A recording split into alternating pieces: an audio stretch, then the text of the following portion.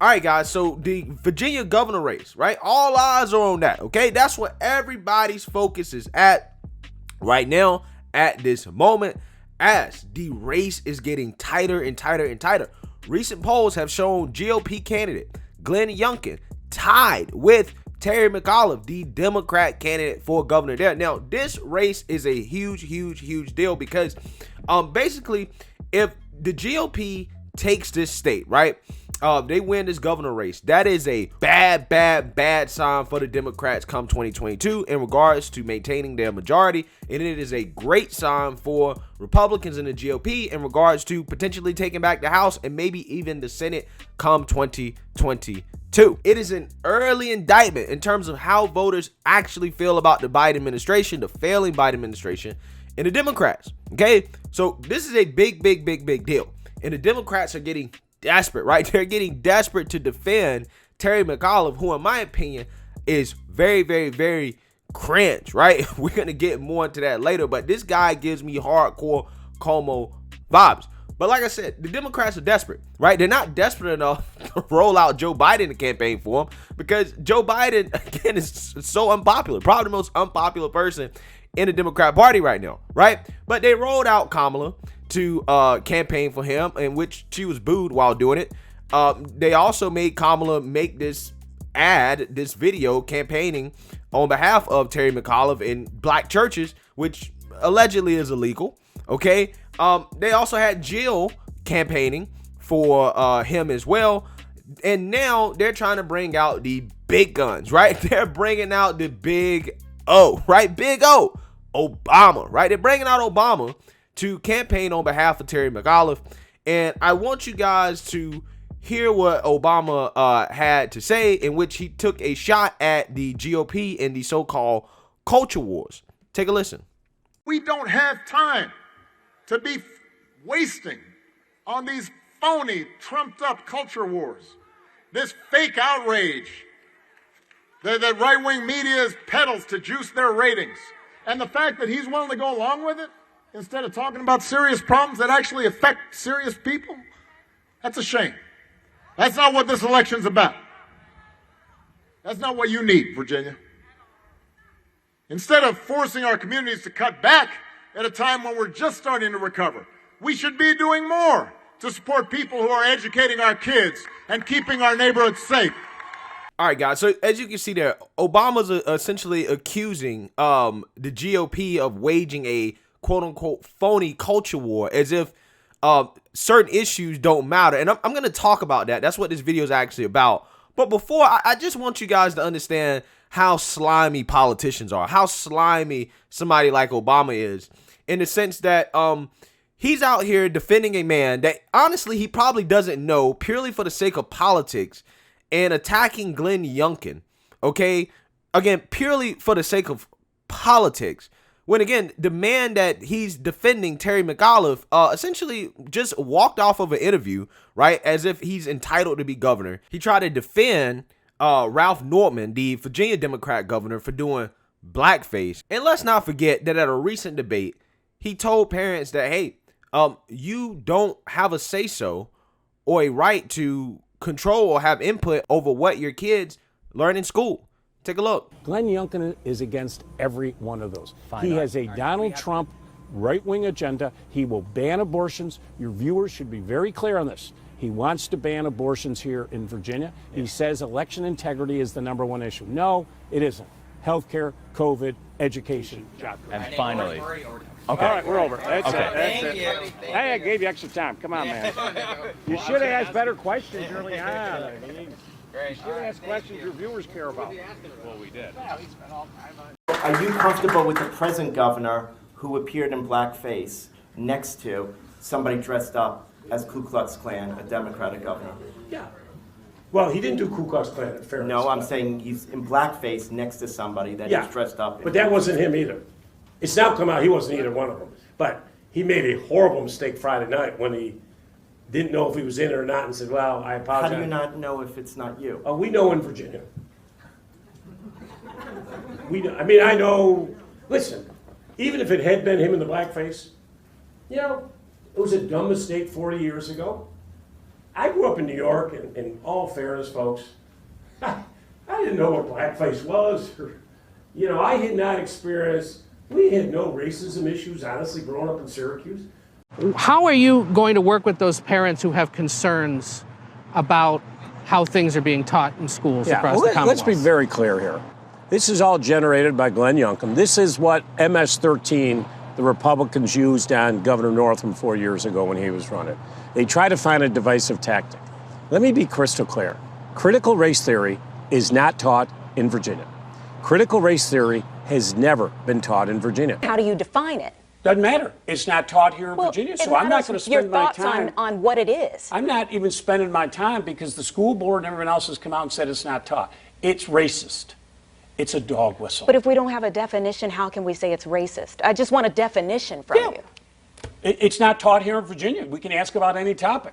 Here's what I've said all along, and it really bothers me. It really bothers me. Veto books, Glenn, not to be knowledgeable about it, also take them off the shelves. And I'm not going to let parents come into schools and actually take books out and make their own decision. You vetoed it. So, yeah, I stopped the bill that I don't think parents should be telling schools what they should teach. I get really tired. All right, guys. So as you can see there, obviously, he thinks that parents shouldn't have a say in what their kids are taught in school.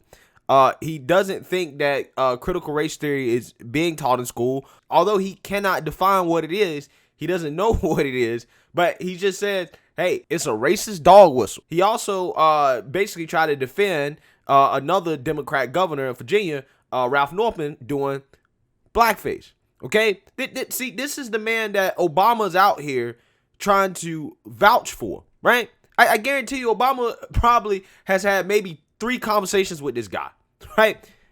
But he's out here trying to tell us that, these culture wars, these, things that you guys worry about, they don't actually matter. It doesn't matter that this man is literally telling people that, hey, you know what? We don't want parents to be involved in their child's education. That doesn't matter. Don't worry about that.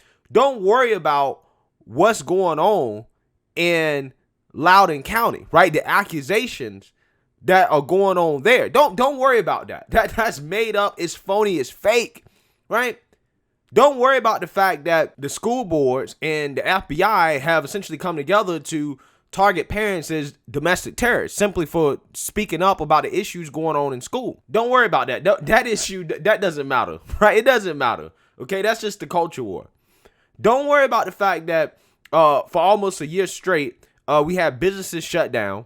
People lost their jobs, right? Mainly in a lot of Democrat-run states, okay, that kept their economy shut down.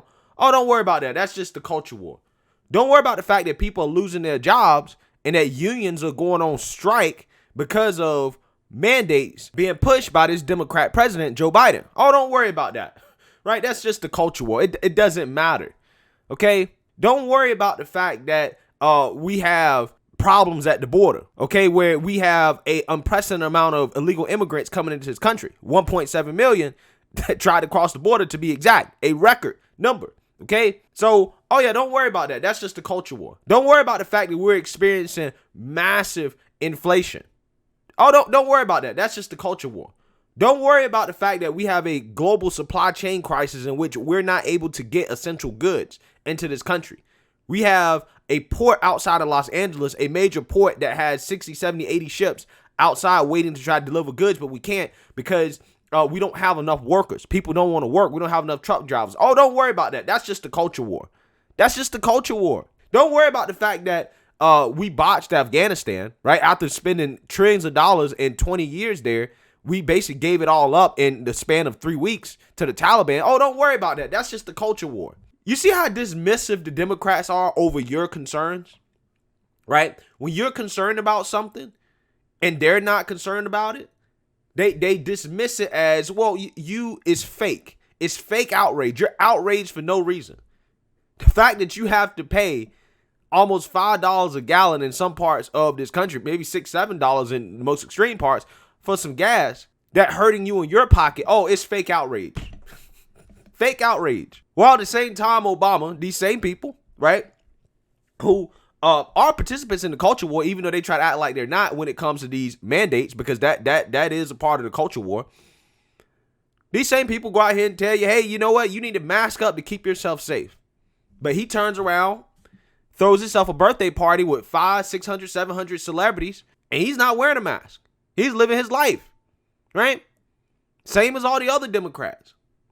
But don't worry, your concerns about what your child is being taught in school, or the mandates that is being pushed on them in school that the Democrats don't follow, by the way. Oh, that it's fake outrage. This is the Democrat elitism that so many people in this country hate, right? This East Coast elitism that what people in small town America, rural America, conservative America care about, oh, it doesn't matter. Their concerns are illegitimate. When they're watching this country crumble, not just economically, but also culturally. And they're trying to act like culture doesn't matter. Of course culture matters. We're in a battle for truth, okay? We have now distorted reality to coddle certain groups of people in this country. And people want to act like, oh, that's fake outrage, because people are fighting over the fact that, hey, you know what? We're not actually living in reality anymore. We're telling people lies when these lies are resulting in biological women losing their rights, right? Losing their rights and not being able to fairly compete in sporting events or beauty pageants or other spaces that are traditionally reserved for women. How in the world can we operate as a country? How in the world can we move forward as a society when we can't even agree on the truth regarding basic things such as biology? We can't even agree on that. But the Democrats will tell you, oh, you that's fake outrage. You shouldn't be concerned about that. Don't be concerned about the truth. These are issues that are affecting people. Real people. People getting hurt by this stuff. As you see, Loudoun County, right? Serious consequences to a lot of this stuff. They're basically saying, Obama's basically telling you what that young girl went through, allegedly what she went through, fake. And the outrage over it, fake. That's what he's saying. These people do not care about you. These people do not care. All they care about is them, their power, and their politics, and that's it. And they think that rolling out Obama to come out here and to talk tough and to tell small town America, rural America, conservative America that their issues don't matter, what they care about doesn't matter. They think that's a winning message. They think that's a winning message. Again, it's amazing to me, again, just how disconnected from this country the Democrat elites have become. Biden builds a wall around his house, his beach house in Delaware, while stopping construction of the border wall while we have a migrant crisis. Again, it tells you what they actually care about. They only care about them. Your concerns don't matter. And Obama literally just told you. Terry McAuliffe told you. Biden telling you. They're all telling you.